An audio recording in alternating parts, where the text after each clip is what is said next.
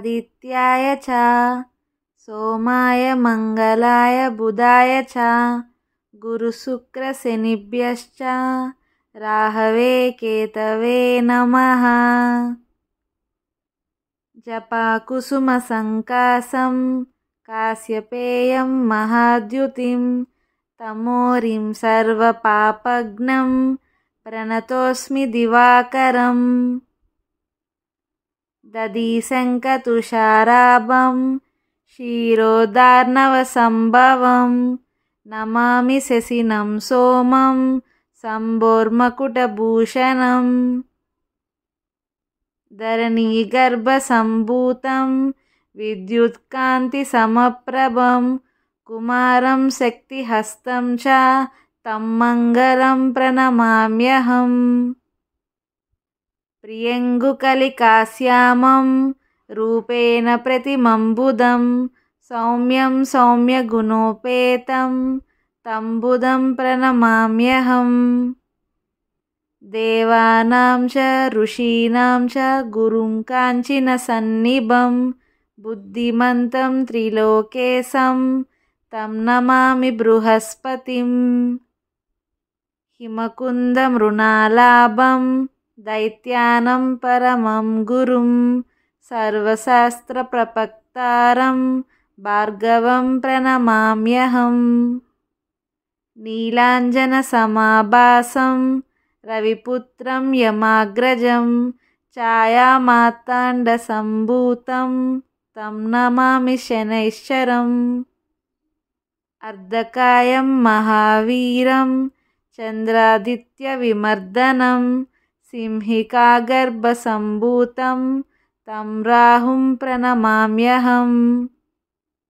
पलाशपुष्पसङ्कासं तारकाग्रहमस्तकं रौद्रं रौद्रात्मकं घोरं तं केतुं प्रणमाम्यहम्।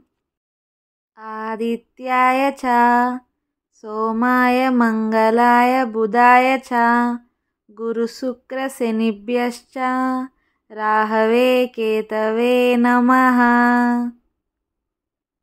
जपाकुसुमसङ्कासं काश्यपेयं महाद्युतिं तमोरिं सर्वपापघ्नं प्रणतोऽस्मि दिवाकरम्। दधीशङ्खतुषाराभं क्षीरोदार्णवसम्भवं नमामि शशिनं सोमं शम्भोर्मकुटभूषणम्। धरणीगर्भसम्भूतं विद्युत्कान्तिसमप्रभं कुमारं शक्तिहस्तं च तं मङ्गलं प्रणमाम्यहम्। प्रियङ्गुकलिकाश्यामं रूपेण प्रतिमं सौम्यं सौम्यगुणोपेतं तं बुधं प्रणमाम्यहम्। देवानां च ऋषीणां च गुरुं काञ्चनसन्निभं बुद्धिमन्तं त्रिलोकेशं तं नमामि बृहस्पतिम्। हिमकुन्दमृणालाभं दैत्यानं परमं गुरुं सर्वशास्त्रप्रपक्तारं भार्गवं प्रणमाम्यहम्। नीलाञ्जनसमाभासं रविपुत्रं यमाग्रजं छायामार्ताण्डसम्भूतं तं नमामि शनैश्चरम्।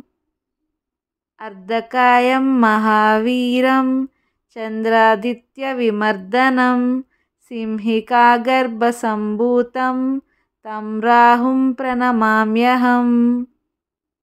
पलाशपुष्पसङ्कासं तारकाग्रहमस्तकं रौद्रं रौद्रात्मकं घोरं तं केतुं प्रणमाम्यहम्। आदित्याय च सोमाय मंगलाय बुधाय च गुरुशुक्रशनिभ्यश्च राहवे केतवे नमः। जपाकुसुमसङ्कासं काश्यपेयं महाद्युतिं तमोरिं सर्वपापघ्नं प्रणतोऽस्मि दिवाकरम् दधीशङ्खतुषाराभं क्षीरोदार्णवसम्भवं नमामि शशिनं सोमं शम्भोर्मकुटभूषणम् धरणीगर्भसम्भूतं विद्युत्कान्तिसमप्रभं कुमारं शक्तिहस्तं च तं मङ्गलं प्रणमाम्यहम् प्रियङ्गुकलिकाश्यामं रूपेण प्रतिमं सौम्यं सौम्यगुणोपेतं तं बुधं प्रणमाम्यहम् देवानां च ऋषीणां च गुरुं काञ्चनसन्निभं बुद्धिमन्तं त्रिलोकेशं तं नमामि बृहस्पतिम् हिमकुन्दमृणालाभं दैत्यानं परमं गुरुं सर्वशास्त्रप्रपक्तारं भार्गवं प्रणमाम्यहम् नीलाञ्जनसमाभासं रविपुत्रं यमाग्रजं छायामार्ताण्डसम्भूतं तं नमामि शनैश्चरम् अर्धकायं महावीरं चन्द्रादित्यविमर्दनं सिंहिकागर्भसम्भूतं तं राहुं प्रणमाम्यहम् पलाशपुष्पसङ्काशं तारकाग्रहमस्तकं रौद्रं रौद्रात्मकं घोरं तं केतुं प्रणमाम्यहम् आदित्याय च सोमाय मङ्गलाय बुधाय च गुरुशुक्रशनिभ्यश्च राहवे केतवे नमः जपाकुसुमसङ्काशं काश्यपेयं महाद्युतिं तमोरिं सर्वपापघ्नं प्रणतोऽस्मि दिवाकरम् दधीशङ्खतुषाराभं क्षीरोदार्णवसम्भवं नमामि शशिनं सोमं शम्भोर्मकुटभूषणम् धरणीगर्भसम्भूतं विद्युत्कान्तिसमप्रभं कुमारं शक्तिहस्तं च तं मङ्गलं प्रणमाम्यहम् प्रियङ्गुकलिकाश्यामं रूपेण प्रतिमं सौम्यं सौम्यगुणोपेतं तं बुधं प्रणमाम्यहम् देवानां च ऋषीणां च गुरुं काञ्चनसन्निभं बुद्धिमन्तं त्रिलोकेशं तं नमामि बृहस्पतिम् हिमकुन्दमृणालाभं दैत्यानं परमं गुरुं सर्वशास्त्रप्रपक्तारं भार्गवं प्रणमाम्यहम् नीलाञ्जनसमाभासं रविपुत्रं यमाग्रजं छायामार्ताण्डसम्भूतं तं नमामि शनैश्चरम् अर्धकायं महावीरं चन्द्रादित्यविमर्दनं सिंहिकागर्भसम्भूतं तं राहुं प्रणमाम्यहम् पलाशपुष्पसङ्काशं तारकाग्रहमस्तकं रौद्रं रौद्रात्मकं घोरं तं केतुं प्रणमाम्यहम् आदित्याय च सोमाय मङ्गलाय बुधाय च गुरुशुक्रशनिभ्यश्च राहवे केतवे नमः जपाकुसुमसङ्काशं काश्यपेयं महाद्युतिं तमोरिं सर्वपापघ्नं प्रणतोऽस्मि दिवाकरम् दधीशङ्खतुषाराभं क्षीरोदार्णवसम्भवं नमामि शशिनं सोमं शम्भोर्मकुटभूषणम् धरणीगर्भसम्भूतं विद्युत्कान्तिसमप्रभं कुमारं शक्तिहस्तं च तं मङ्गलं प्रणमाम्यहम् प्रियङ्गुकलिकाश्यामं रूपेण प्रतिमं सौम्यं सौम्यगुणोपेतं तं बुधं प्रणमाम्यहम् देवानां च ऋषीणां च गुरुं काञ्चनसन्निभं बुद्धिमन्तं त्रिलोकेशं तं नमामि बृहस्पतिम् हिमकुन्दमृणालाभं दैत्यानं परमं गुरुं सर्वशास्त्रप्रपक्तारं भार्गवं प्रणमाम्यहम् नीलाञ्जनसमाभासं रविपुत्रं यमाग्रजं छायामार्ताण्डसम्भूतं तं नमामि शनैश्चरम् अर्धकायं महावीरं चन्द्रादित्यविमर्दनं सिंहिकागर्भसम्भूतं तं राहुं प्रणमाम्यहम् पलाशपुष्पसङ्काशं तारकाग्रहमस्तकं रौद्रं रौद्रात्मकं घोरं तं केतुं प्रणमाम्यहम् आदित्याय च सोमाय मङ्गलाय बुधाय च गुरुशुक्रशनिभ्यश्च राहवे केतवे नमः जपाकुसुमसङ्काशं काश्यपेयं महाद्युतिं तमोरिं सर्वपापघ्नं प्रणतोऽस्मि दिवाकरम् दधिशङ्खतुषाराभं क्षीरोदार्णवसम्भवं नमामि शशिनं सोमं शम्भोर्मकुटभूषणम् धरणीगर्भसम्भूतं विद्युत्कान्तिसमप्रभं कुमारं शक्तिहस्तं च तं मङ्गलं प्रणमाम्यहम् प्रियङ्गुकलिकाश्यामं रूपेण प्रतिमं सौम्यं सौम्यगुणोपेतं तं बुधं प्रणमाम्यहम् देवानां च ऋषीणां च गुरुं काञ्चनसन्निभं बुद्धिमन्तं त्रिलोकेशं तं नमामि बृहस्पतिम् हिमकुन्दमृणालाभं दैत्यानं परमं गुरुं सर्वशास्त्रप्रपक्तारं भार्गवं प्रणमाम्यहम् नीलाञ्जनसमाभासं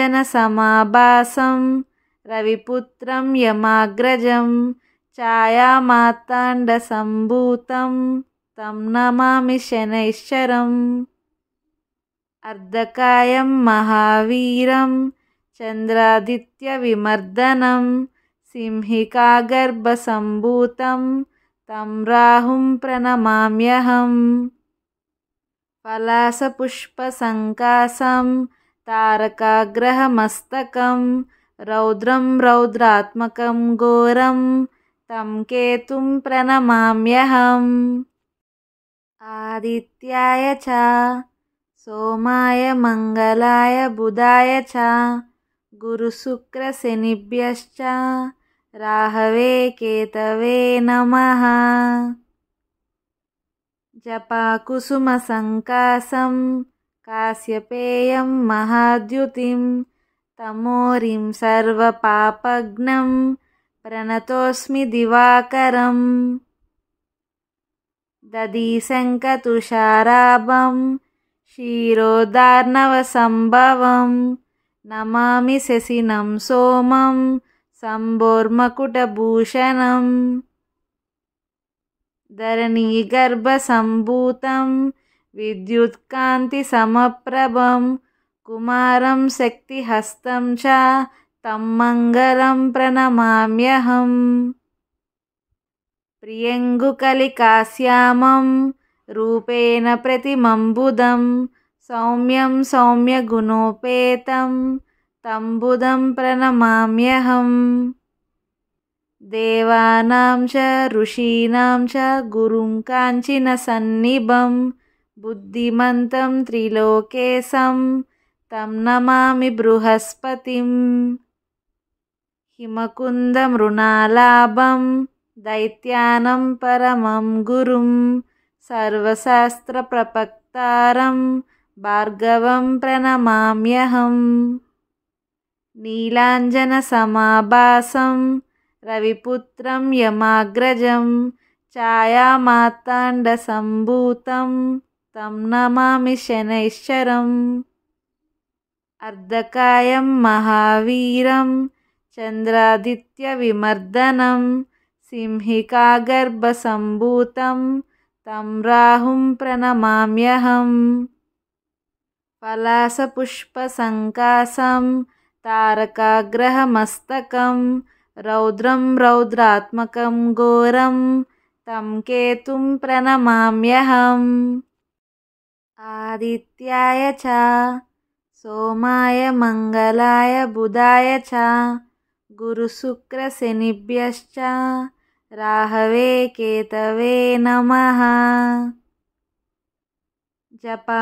जपाकुसुमसङ्काशं काश्यपेयं महाद्युतिं तमोरिं सर्वपापघ्नं प्रणतोऽस्मि दिवाकरम् दधिशङ्खतुषाराभं क्षीरोदार्णवसम्भवं नमामि शशिनं सोमं शम्भोर्मकुटभूषणम् धरणीगर्भसम्भूतं विद्युत्कान्तिसमप्रभं कुमारं शक्तिहस्तं च तं मङ्गलं प्रणमाम्यहम् प्रियङ्गुकलिकाश्यामं रूपेण प्रतिमं सौम्यं सौम्यगुणोपेतं तं बुधं प्रणमाम्यहम् देवानां च ऋषीणां च गुरुं काञ्चनसन्निभं बुद्धिमन्तं त्रिलोकेशं तं नमामि बृहस्पतिं हिमकुन्दमृणालाभं दैत्यानं परमं गुरुं सर्वशास्त्रप्रपक्तारं भार्गवं प्रणमाम्यहम् नीलाञ्जनसमाभासं रविपुत्रं यमाग्रजं छायामार्ताण्डसम्भूतं तं नमामि शनैश्चरम् अर्धकायं महावीरं चन्द्रादित्यविमर्दनं सिंहिकागर्भसम्भूतं तं राहुं प्रणमाम्यहम् पलाशपुष्पसङ्काशं तारकाग्रहमस्तकं रौद्रं रौद्रात्मकं घोरं तं केतुं प्रणमाम्यहम् आदित्याय च सोमाय मङ्गलाय बुधाय च गुरुशुक्रशनिभ्यश्च राहवे केतवे नमः जपाकुसुमसङ्काशं काश्यपेयं महाद्युतिं तमोरिं सर्वपापघ्नं प्रणतोऽस्मि दिवाकरम् दधिशङ्खतुषाराभं क्षीरोदार्णवसम्भवं नमामि शशिनं सोमं शम्भोर्मकुटभूषणम् धरणीगर्भसम्भूतं विद्युत्कान्तिसमप्रभं कुमारं शक्तिहस्तं च तं मङ्गलं प्रणमाम्यहम् प्रियङ्गुकलिकाश्यामं रूपेण प्रतिमं सौम्यं सौम्यगुणोपेतं तं बुधं प्रणमाम्यहम् देवानां च ऋषीणां च गुरुं काञ्चनसन्निभं बुद्धिमन्तं त्रिलोकेशं तं नमामि बृहस्पतिं हिमकुन्दमृणालाभं दैत्यानं परमं गुरुं सर्वशास्त्रप्रपक्तारं भार्गवं प्रणमाम्यहम् नीलाञ्जनसमाभासं रविपुत्रं यमाग्रजं ఛాయామార్తాण्डसम्भूतं तं नमामि शनैश्चरम् अर्धकायं महावीरं चन्द्रादित्यविमर्दनं सिंहिकागर्भसम्भूतं तं राहुं प्रणमाम्यहम् पलाशपुष्पसङ्काशं तारकाग्रहमस्तकं रौद्रं रौद्रात्मकं घोरं तं केतुं प्रणमाम्यहम् आदित्याय च सोमाय मंगलाय बुधाय च गुरुशुक्रशनिभ्यश्च राहवे केतवे नमः जपाकुसुमसङ्काशं काश्यपेयं महाद्युतिं तमोरिं सर्वपापघ्नं प्रणतोऽस्मि दिवाकरम् दधीशङ्खतुषाराभं क्षीरोदार्णवसम्भवं नमामि शशिनं सोमं शम्भोर्मकुटभूषणम् धरणीगर्भसम्भूतं विद्युत्कान्तिसमप्रभं कुमारं शक्तिहस्तं च तं मङ्गलं प्रणमाम्यहम् प्रियङ्गुकलिकाश्यामं रूपेण प्रतिमं सौम्यं सौम्यगुणोपेतं तं बुधं प्रणमाम्यहम् देवानां च ऋषीणां च गुरुं काञ्चनसन्निभं बुद्धिमन्तं त्रिलोकेशं तं नमामि बृहस्पतिम् हिमकुन्दमृणालाभं दैत्यानं परमं गुरुं सर्वशास्त्रप्रपक्तारं भार्गवं प्रणमाम्यहम् नीलाञ्जनसमाभासं रविपुत्रं यमाग्रजं ఛాయామార్తాण्डसम्भूतं तं नमामि शनैश्चरम् अर्धकायं महावीरं चन्द्रादित्यविमर्दनं सिंहिकागर्भसम्भूतं तं राहुं प्रणमाम्यहम् पलाशपुष्पसङ्काशं तारकाग्रहमस्तकं रौद्रं रौद्रात्मकं घोरं तं केतुं प्रणमाम्यहम् आदित्याय च सोमाय मंगलाय बुधाय च गुरुशुक्रशनिभ्यश्च राहवे केतवे नमः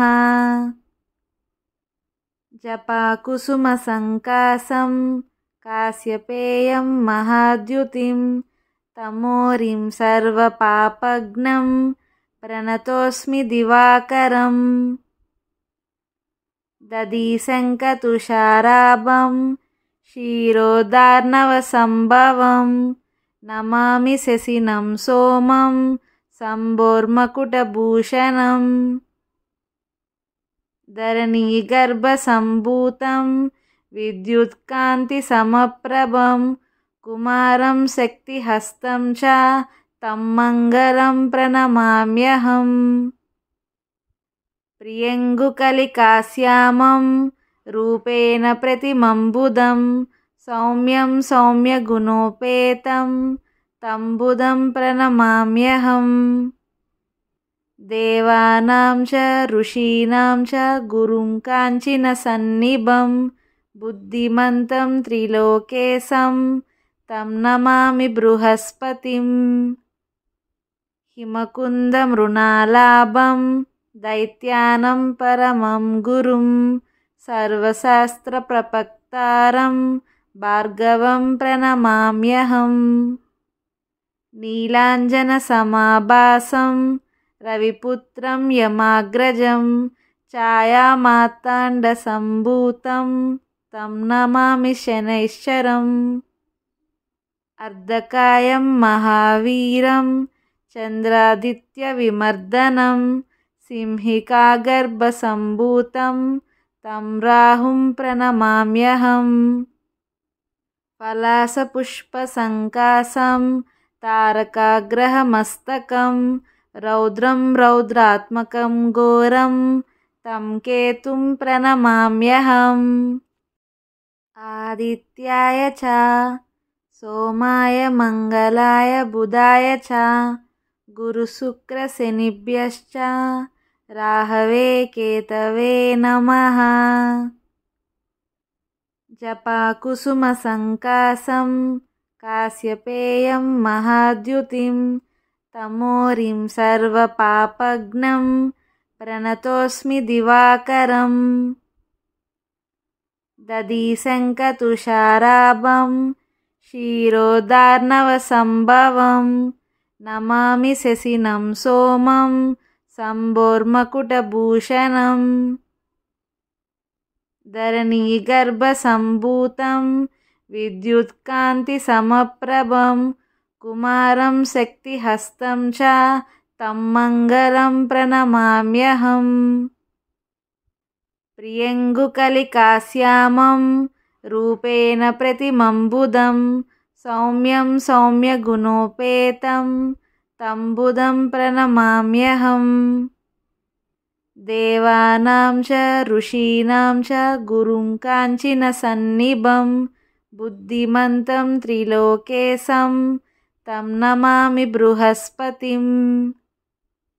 हिमकुन्दमृणालाभं दैत्यानं परमं गुरुं सर्वशास्त्रप्रपक्तारं भार्गवं प्रणमाम्यहम्।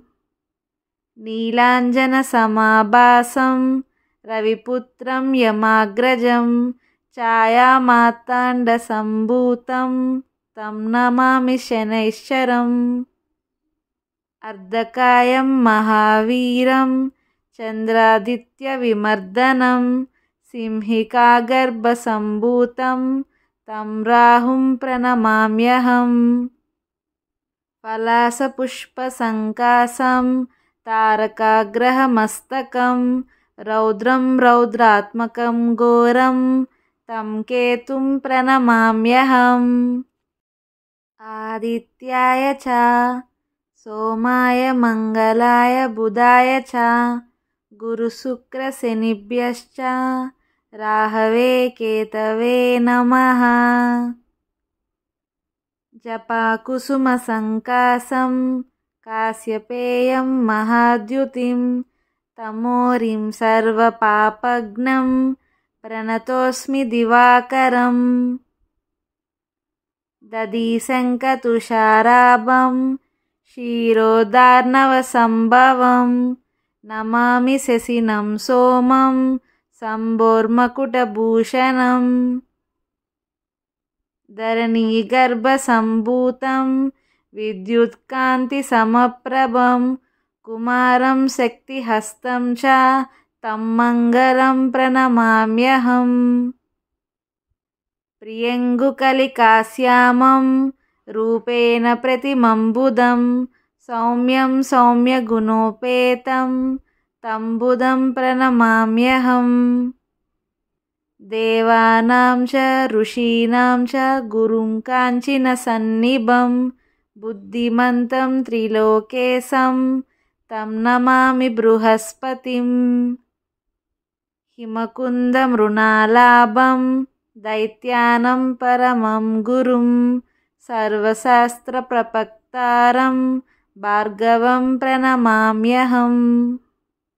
नीलाञ्जनसमाभासं रविपुत्रं यमाग्रजं छायामार्ताण्डसम्भूतं तं नमामि शनैश्चरम्। अर्धकायं महावीरं चन्द्रादित्यविमर्दनं सिंहिकागर्भसम्भूतं तं राहुं प्रणमाम्यहम्। पलाशपुष्पसङ्कासं तारकाग्रहमस्तकं रौद्रं रौद्रात्मकं घोरं तं केतुं प्रणमाम्यहम्। आदित्याय च सोमाय मंगलाय बुधाय च गुरुशुक्रशनिभ्यश्च राहवे केतवे नमः। जपाकुसुमसङ्कासं काश्यपेयं महाद्युतिं तमोरिं सर्वपापघ्नं प्रणतोऽस्मि दिवाकरम् दधीशङ्खतुषाराभं क्षीरोदार्णवसम्भवं नमामि शशिनं सोमं शम्भोर्मकुटभूषणम् धरणीगर्भसम्भूतं विद्युत्कान्तिसमप्रभं कुमारं शक्तिहस्तं च तं मङ्गलं प्रणमाम्यहम् प्रियङ्गुकलिकाश्यामं रूपेण प्रतिमं सौम्यं सौम्यगुणोपेतं तं बुधं प्रणमाम्यहम् देवानां च ऋषीणां च गुरुं काञ्चनसन्निभं बुद्धिमन्तं त्रिलोकेशं तं नमामि बृहस्पतिम् हिमकुन्दमृणालाभं दैत्यानं परमं गुरुं सर्वशास्त्रप्रपक्तारं भार्गवं प्रणमाम्यहम् नीलाञ्जनसमाभासं रविपुत्रं यमाग्रजं छायामार्ताण्डसम्भूतं तं नमामि शनैश्चरम् अर्धकायं महावीरं चन्द्रादित्यविमर्दनं सिंहिकागर्भसम्भूतं तं राहुं प्रणमाम्यहम् पलाशपुष्पसङ्काशं तारकाग्रहमस्तकं रौद्रं रौद्रात्मकं घोरं तं केतुं प्रणमाम्यहम् आदित्याय च सोमाय मङ्गलाय बुधाय च गुरुशुक्रशनिभ्यश्च राहवे केतवे नमः जपाकुसुमसङ्काशं काश्यपेयं महाद्युतिं तमोरिं सर्वपापघ्नं प्रणतोऽस्मि दिवाकरम् दधीशङ्खतुषाराभं क्षीरोदार्णवसम्भवं नमामि शशिनं सोमं शम्भोर्मकुटभूषणम् धरणीगर्भसम्भूतं विद्युत्कान्तिसमप्रभं कुमारं शक्तिहस्तं च तं मङ्गलं प्रणमाम्यहम् प्रियङ्गुकलिकाश्यामं रूपेण प्रतिमं सौम्यं सौम्यगुणोपेतं तं बुधं प्रणमाम्यहम् देवानां च ऋषीणां च गुरुं काञ्चनसन्निभं बुद्धिमन्तं त्रिलोकेशं तं नमामि बृहस्पतिम् हिमकुन्दमृणालाभं दैत्यानं परमं गुरुं सर्वशास्त्रप्रपक्तारं भार्गवं प्रणमाम्यहम् नीलाञ्जनसमाभासं रविपुत्रं यमाग्रजं छायामार्ताण्डसम्भूतं तं नमामि शनैश्चरम् अर्धकायं महावीरं चन्द्रादित्यविमर्दनं सिंहिकागर्भसम्भूतं तं राहुं प्रणमाम्यहम् पलाशपुष्पसङ्काशं तारकाग्रहमस्तकं रौद्रं रौद्रात्मकं घोरं तं केतुं प्रणमाम्यहम् आदित्याय च सोमाय मङ्गलाय बुधाय च गुरुशुक्रशनिभ्यश्च राहवे केतवे नमः जपाकुसुमसङ्काशं काश्यपेयं महाद्युतिं तमोरिं सर्वपापघ्नं प्रणतोऽस्मि दिवाकरम् दधीशङ्खतुषाराभं क्षीरोदार्णवसम्भवं नमामि शशिनं सोमं शम्भोर्मकुटभूषणम् धरणीगर्भसम्भूतं विद्युत्कान्तिसमप्रभं कुमारं शक्तिहस्तं च तं मङ्गलं प्रणमाम्यहम् प्रियङ्गुकलिकाश्यामं रूपेण प्रतिमं सौम्यं सौम्यगुणोपेतं तं बुधं प्रणमाम्यहम् देवानां च ऋषीणां च गुरुं काञ्चनसन्निभं बुद्धिमन्तं त्रिलोकेशं तं नमामि बृहस्पतिम् हिमकुन्दमृणालाभं दैत्यानं परमं गुरुं सर्वशास्त्रप्रपक्तारं भार्गवं प्रणमाम्यहम् नीलाञ्जनसमाभासं रविपुत्रं यमाग्रजं छायामार्ताण्डसम्भूतं तं नमामि शनैश्चरम् अर्धकायं महावीरं चन्द्रादित्यविमर्दनं सिंहिकागर्भसम्भूतं तं राहुं प्रणमाम्यहम् पलाशपुष्पसङ्काशं तारकाग्रहमस्तकं रौद्रं रौद्रात्मकं घोरं तं केतुं प्रणमाम्यहम् आदित्याय च सोमाय मङ्गलाय बुधाय च गुरुशुक्रशनिभ्यश्च राहवे केतवे नमः जपाकुसुमसङ्काशं काश्यपेयं महाद्युतिं तमोरिं सर्वपापघ्नं प्रणतोऽस्मि दिवाकरम् दधिशङ्खतुषाराभं क्षीरोदार्णवसम्भवं नमामि शशिनं सोमं शम्भोर्मकुटभूषणम् धरणीगर्भसम्भूतं विद्युत्कान्तिसमप्रभं कुमारं शक्तिहस्तं च तं मङ्गलं प्रणमाम्यहम्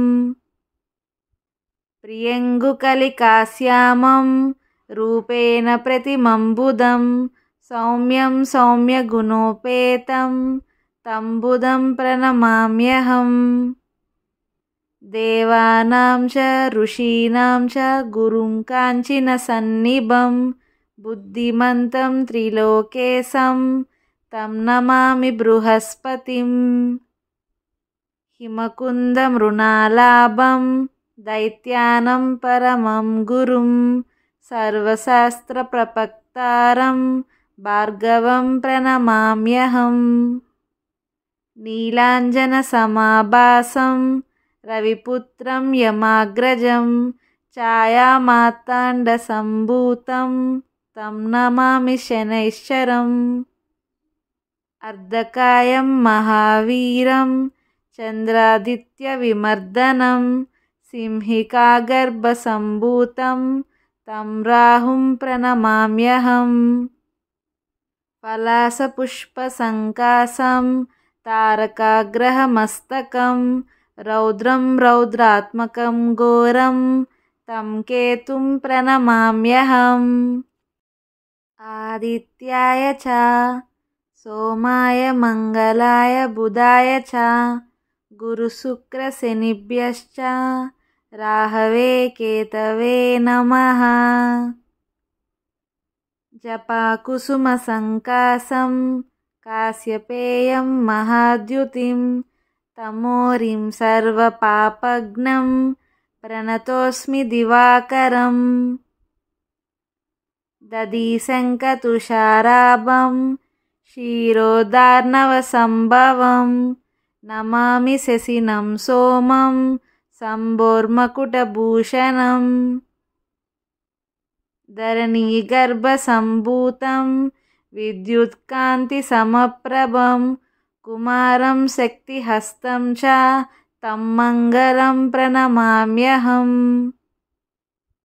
प्रियङ्गुकलिकाश्यामं रूपेण प्रतिमं सौम्यं सौम्यगुणोपेतं तं बुधं प्रणमाम्यहम् देवानां च ऋषीणां च गुरुं काञ्चनसन्निभं बुद्धिमन्तं त्रिलोकेशं तं नमामि बृहस्पतिम् हिमकुन्दमृणालाभं दैत्यानं परमं गुरुं सर्वशास्त्रप्रपक्तारं भार्गवं प्रणमाम्यहम् नीलाञ्जनसमाभासं रविपुत्रं यमाग्रजं छायामार्ताण्डसम्भूतं तं नमामि शनैश्चरम् अर्धकायं महावीरं चन्द्रादित्यविमर्दनं